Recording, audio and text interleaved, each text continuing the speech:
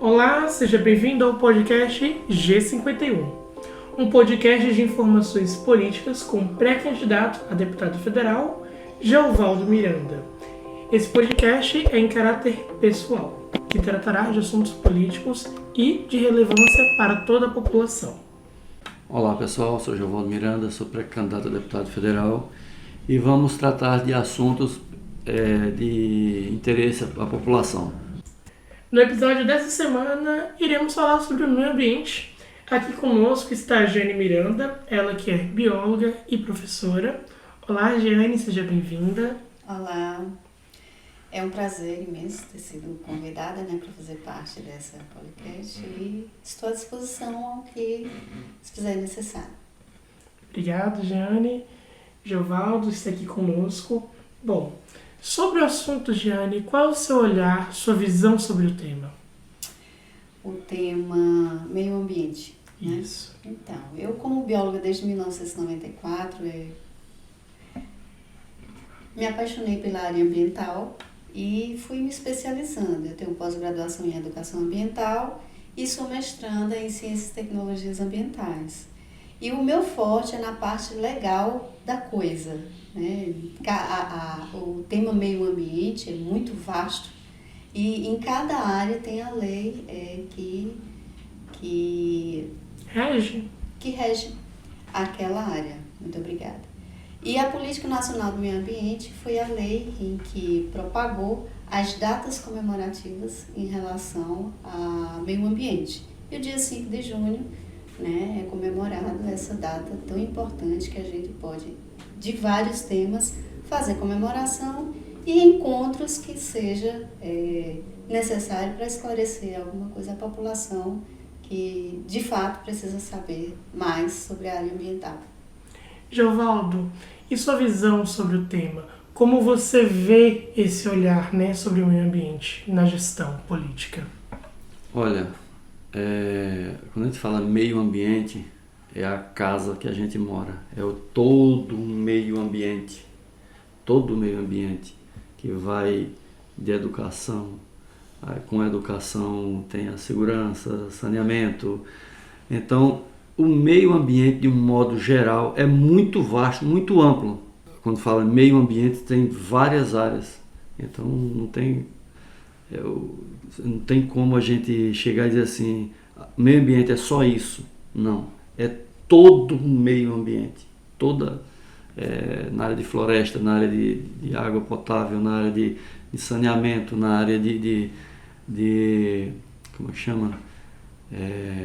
Meio atmosférico. O meio atmosférico, exatamente. Das aves, dos animais, é tudo, é um todo. Da parte de plantação para nossos alimentos, todo, o uso de agrotóxico, é muita coisa. Então o meio ambiente é muito vasto, muito amplo. Então esse campo realmente era um assunto que dá para um ano de palestra. Um ano de palestra, até sobre saneamento básico, falar disso mais, porque saneamento básico é um tema que requer um cuidado melhor, uma fala maior, porque mesmo estando dentro do tema, ele requer uma dedicação especial, um carinho, um olhar sobre ele. E Jane, sobre a nossa região, nossa cidade, como você avalia o estado do meio ambiente atualmente? Então, eu quero começar do macro. No planeta Terra, 75% dele é composto por água. Isso pode estar nas calotas polares, os mares e os rios. Sem contar também as águas superficiais. E o solo, o que dá sustentação a essas águas abaixo do solo é a vegetação, as nossas florestas, nossa mata. E uma vez ela removida para a construção e expansão do meio urbano, das cidades, até mesmo para o negócio, isso há uma preocupação com essas águas. E sem o saneamento básico, a preocupação é estupenda, é enorme, porque a população está crescendo demasiadamente. Em alguns países já existe o controle de natalidade justamente por isso, porque o espaço geográfico ele também é limitante. A quantidade de água fornecida à população, a quantidade de alimentos para essa população é tudo limitado. E se não se tem o tratamento desses dejetos, é muito mais preocupante. Então, se não se tem saneamento básico num determinado local, jamais esse local vai ter saúde. E é um caso de saúde pública alarmante. Isso é muito preocupante. Então, saneamento básico, ao meu ver, entre educação, saúde, segurança, saneamento básico hoje é de suma importância. Jovaldo, já que ela tratou desse tema, né, como você vê em olhar que é preciso ser feito pelas gestões atuais, pelas gestões políticas, para melhorar essa qualidade, para trazer uma qualidade que a população necessita. Não é uma qualidade de luxo, é o básico, que às vezes não chega a quem precisa. Patrick, é o seguinte, é preciso ser feito, são 2 ataques ao mesmo tempo. De imediato, tem que ser feito o saneamento básico de 100% da cidade. Em primeira instância, que já era para ter sido feito quando iniciou a cidade. E a outra é a educação de cima, das famílias, para das famílias educar os filhos, para dos filhos ir para a escola já com essa educação, para esses filhos se formarem e assumir os postos de administradores, como de prefeito, deputado, senador, presidente, que ele já venha formado com essa informação de base.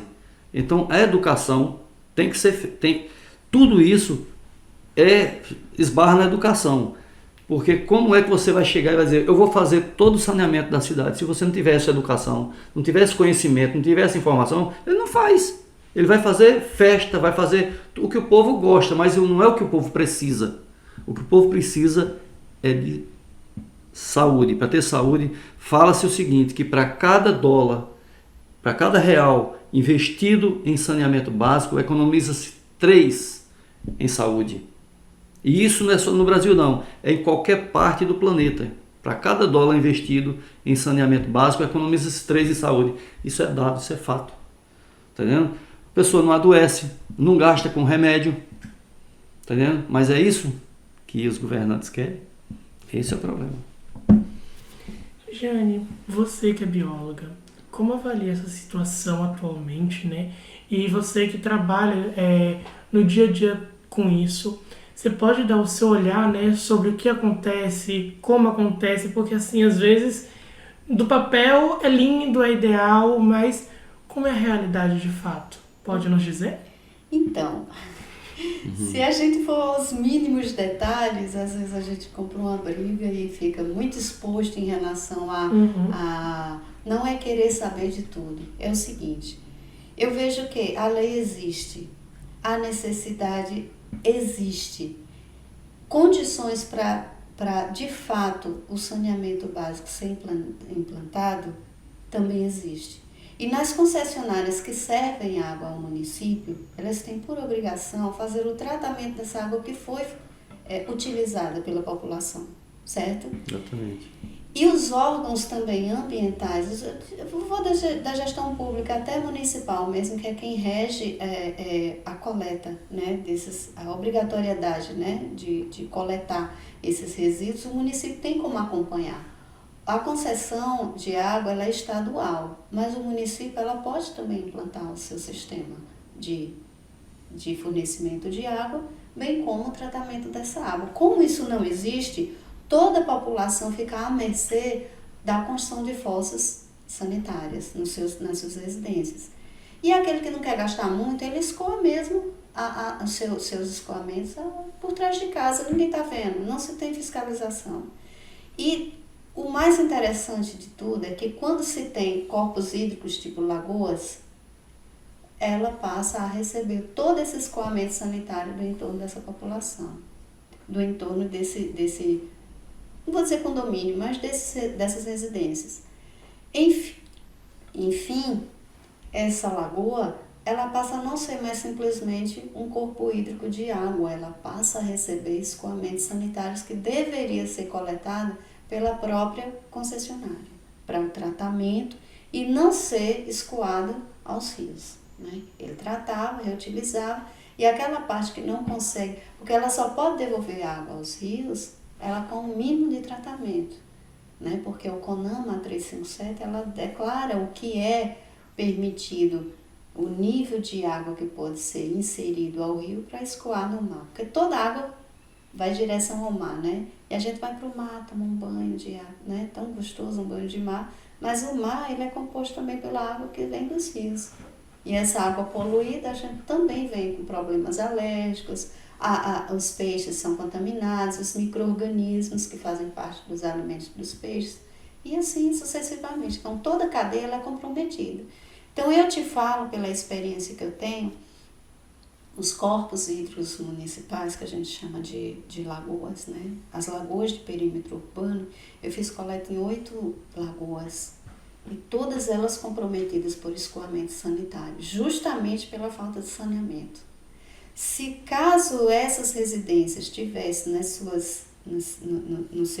no seu terreno uma fossa com o tratamento, os lençóis freáticos não seriam tão danificados, tão comprometidos, certo? Você diz, mas eu não uso água da Embasa, aí eu tenho um poço em casa, eu posso usar água à vontade. Porque a preocupação ambiental não é só com a qualidade da água, é com a quantidade também. Que ela é usada, mas não é tratada. Então essa água, ela perde a qualidade, alguém vai precisar dessa água quando ele escoa, certo? E aí utiliza de água de poço sem tratamento, e aí é onde vem os problemas que são crônicos, né? Certo? Então, todos os corpos hídricos, as 8 lagoas daqui, pode ter um espaço lindo para você caminhar, pode ter bichinhos, pode é lindo, é maravilhoso, você merece? Sim, você merece um lugar bonito, mas também qualidade dessa água. O artigo 225 da Constituição Federal, ela fala que todos têm direito ao meio ambiente ecologicamente equilibrado, bem de uso comum e essencial à sadia qualidade de vida, impondo-se ao poder público e à coletividade o direito e o dever de cuidar do meio ambiente. Então é um dever, é um direito de todos, mas é o dever de todos cuidar. Então se você só tem o direito e não tem o dever, de quem é esse dever? É do povo, mas quem compõe a rede pública, esse poder público, também é o povo, porque o povo ele tem voz. É o povo que elege a população. Exatamente. O povo tem voz. Então, por isso que o Geovaldo, quando fala, retrata, que a educação, ela te traz informação conveniente para que você possa exigir do poder público. O que é um direito meu? Eu pago impostos, então eu tenho o direito ao saneamento básico, que você não tem como simplesmente, uma andorinha só não faz verão, e ninguém faz nada sozinho. Né? Eu, no meu estudo, na minha pesquisa de tratar lagoas, eu não tenho como fazer nada sozinho, a gente faz no tempo também do poder público. Entendeu? A gente conta com a população do entorno, mas conta também com a gestão pública. Porque a gente não pode ultrapassar sua vontade, ela não pode ultrapassar o tempo da gestão, nem tampouco a burocracia das leis. Entendeu? Porque são vários órgãos que compõem algumas estruturas, aí a gente tem que ir levando nesse tempo. Mas o povo tem voz ativa para dizer, eu quero saneamento básico, porque é importante saneamento, é importante. Se eu quero minha saúde, eu tenho que ir em busca do saneamento. Geovaldo, como você diz, né? A educação é a base. Não é de começar agora, é de começar... Tinha que começar desde antes, mas a gente precisa começar agora, levando informações como essa, porque a pessoa precisa conhecer o saneamento, precisa entender que isso também vem de gestões públicas, para ensinar a população. E ensinar a população, como você vê que a saúde, né, pelo menos da nossa região, é afetada com isso, é diretamente quantas pessoas têm doentes por água contaminada, por descaso. Para você ver, você chega hoje, assim, a gente regionalizando é muito grande, mas se a gente voltar aqui, hoje nossa região aqui, voltando para Eunápolis, você chega no hospital regional, Você pode olhar, 95% como chama?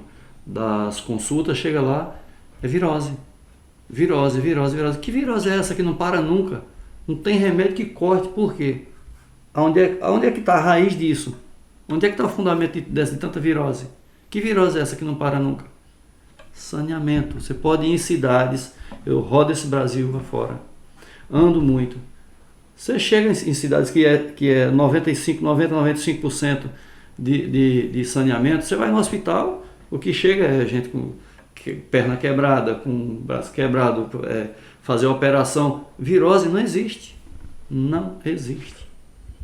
Aqui é o inverso. Então, e outra coisa, quando eu falo de educação, existe uma frase que eu não me recordo quem criou, mas diz que sem educação não existe nação. Existe um conglomerado de pessoas, um agrupamento de pessoas, mas sem educação não há nação, porque não se organiza, os organismos não são organizados. Então, é educação. A base de tudo é educação. Exatamente. E voltando, né, ao tema principal, Jane, como você, professora, né, e bióloga, vê, né, como você disse, e Jovaldo também disse no começo, como você vê, né, o nosso meio ambiente, né, árvores, né, que a gente tem, que é extremamente importante para a coleta, né, de resíduos jogados, né, para filtrar esse ar, né, que a gente tem. Como você avalia que está tendo ultimamente? Você acha que isso está dando o seu devido valor pelas gestões públicas, pela população, né, por todos nós? Eu ainda posso te dizer que há passos lentos, mas em cada município que existe uma Secretaria de Meio Ambiente, ele tem uma preocupação ambiental. Sim, ele tem. Tem um comprometimento ambiental? Tem. Mas ainda falta alguma coisa. E eu não vou aqui retratar exatamente quem está certo, quem está errado, mas ainda falta alguma coisa. Voltado para a área ambiental e voltado para o saneamento básico, antes se falava muito da mata ciliar. Você me perguntou em relação a florestas e tudo, né? Então, antes se falava muito de mata ciliar, que é a vegetação que compõe, que reveste, uma área preservada por lei, que protege os corpos hídricos, seja lagoas ou rios, de acordo com a largura dos rios, é que tem a largura da proteção dessa vegetação. Sem vegetação, não tem estruturação de solo e toda a água ela é escoada.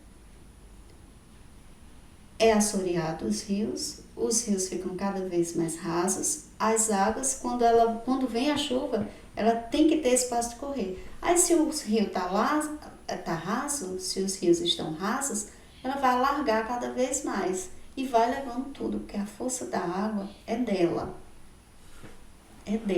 E vai em direção à parte mais baixa, que é sempre os mares. Então, o que tiver pela frente, ele vai levando.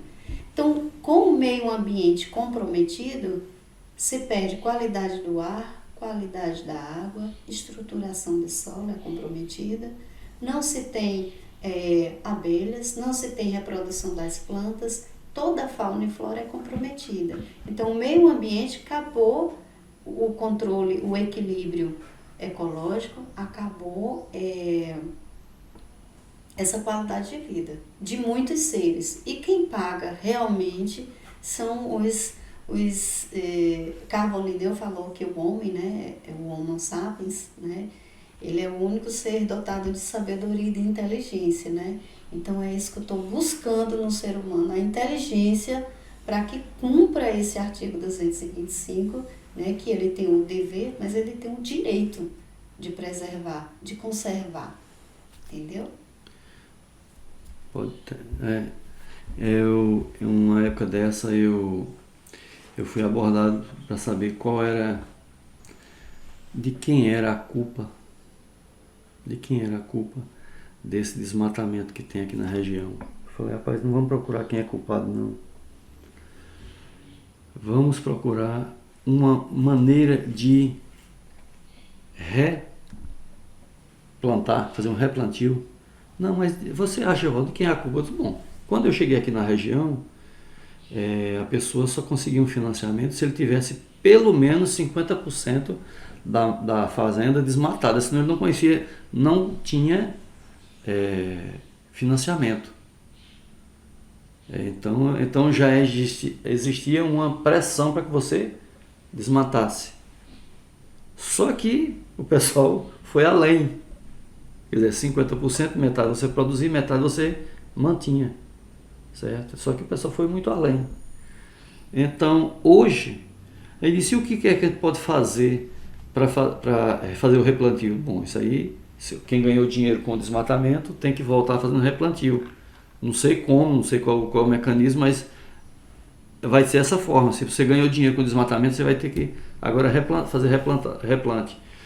Aí eu falei foi falado sobre enchentes, eu falei, tem que fazer replantio da mata ciliar.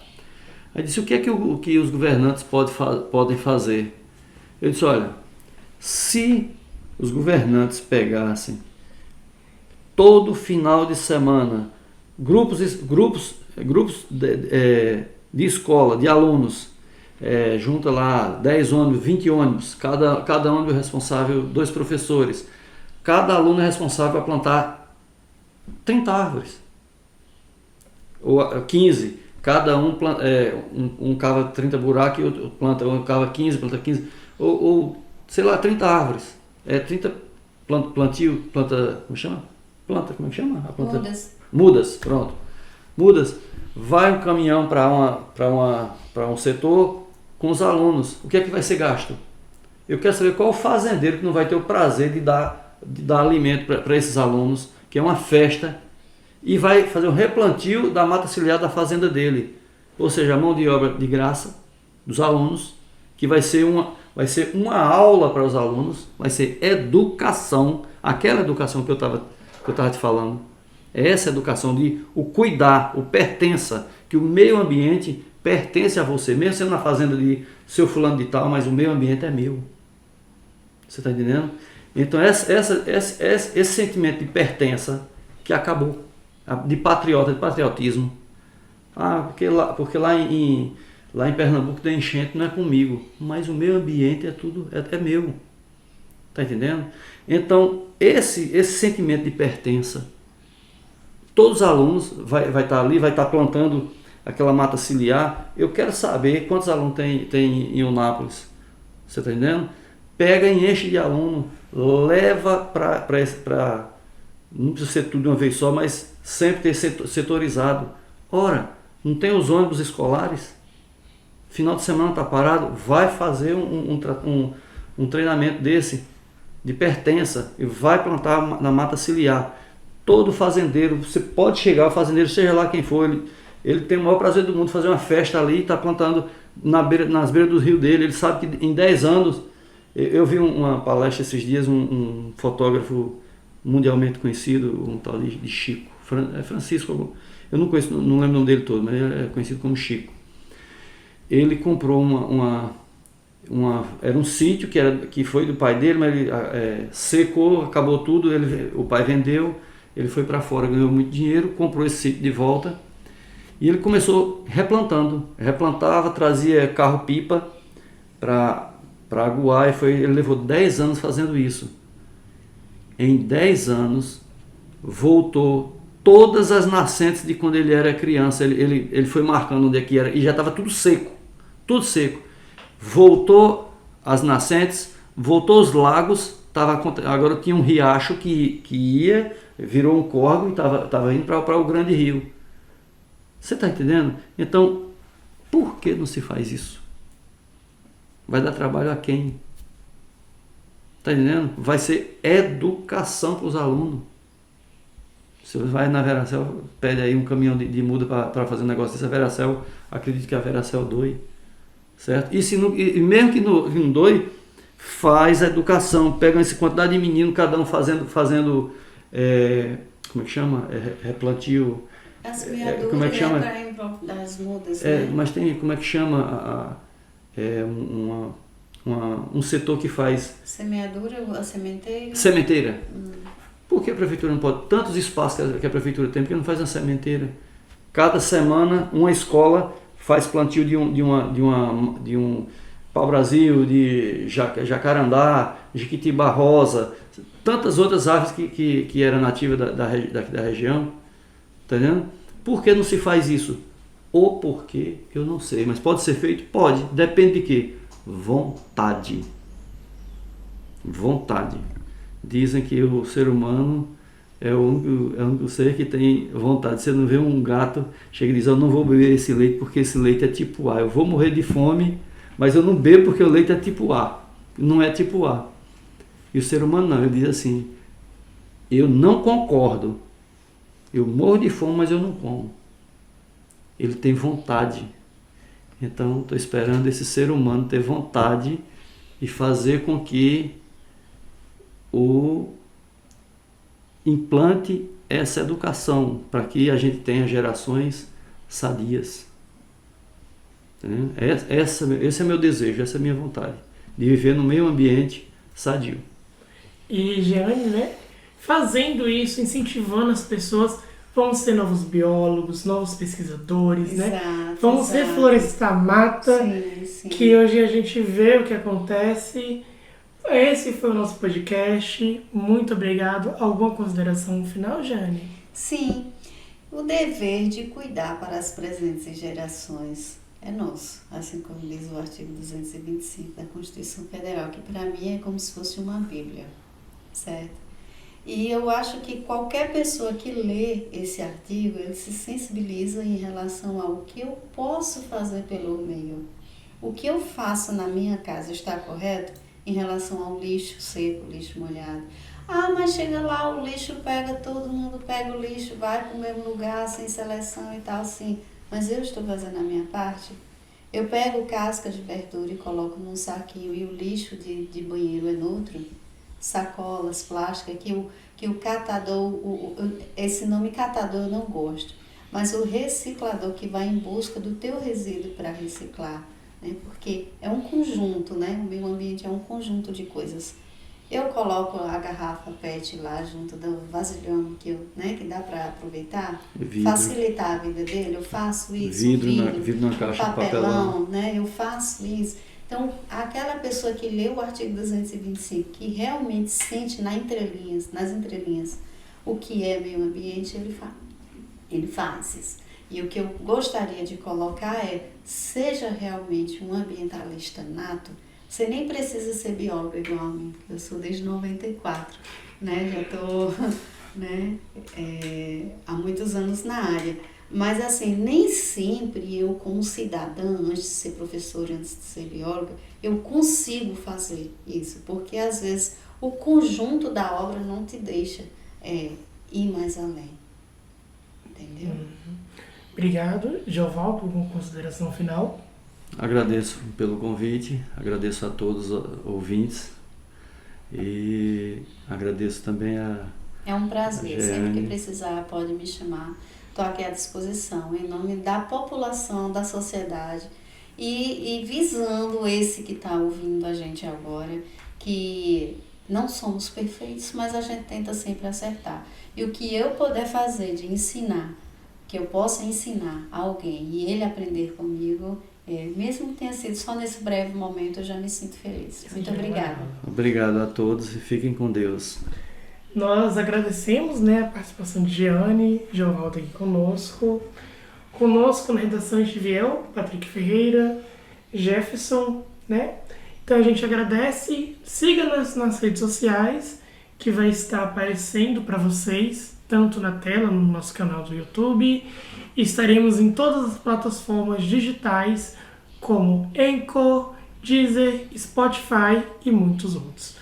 Muito obrigado, fiquem com Deus, um abraço e até a próxima. E Jeane, a gente vai querer você de novo, porque a sua aula é importantíssima e merece ser ouvida novamente. Estou à disposição.